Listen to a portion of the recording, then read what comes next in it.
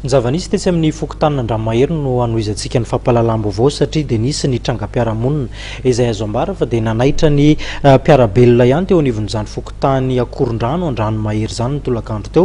Raha ny fanazavana voaray dia olana sy disadisa teo amina resaka tany no fototry ny zava-nitranga nisy ny tompon-tany izay tonga tena toerana ary nilaza fa akany tany ary nisy ihany koa ny fampiresahana teo amin'ny rotonta ireo mipetraka eo amin'ny tany zany efa tao anatin'ny toerana ary manodidina ny 30 tafo eo izy ireo no niaran'izany. Arahantsika ty sary ary fanazavana izay hoentina manaraka ity. Tsara marina fa tena misy tokoa izay disadisa ara-piarahamonina izay.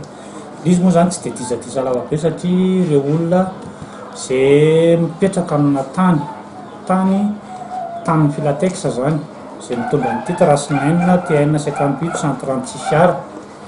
Ka itoerana io zany nandritra ny taona maro dia mipetrahan'ireo olon'ireo aloha tena marina le mipetrahan'ireo olon'ireo hatramin'izay fa ilay zany dia tanin'olona misy titre ara-dalàna.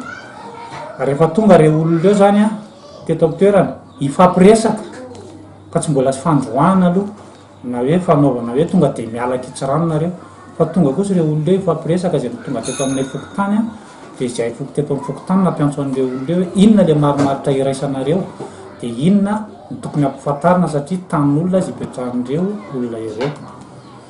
Rehefa tonga teto koa ireo olona ireo dia tsy mifankahazo moa ny hevitra satria rehefa tonga ny tompon-tany niteny sy nampafantatra an'ireo olona io tany io dia titre amin'ny anaranay dia ireo olon'ireo moa nangataka hoe omeo tany ary izahay anaovanay trano. Dia ny tompon-tany kosa aloha dia nanipika mazava tsara tamin'izay hoe ataonay ahoana kosa no hanome anareo tany fa raha ohatra endamitena fond de départ dia azonay omena anareo amin'ny fotoana izay ilanareo.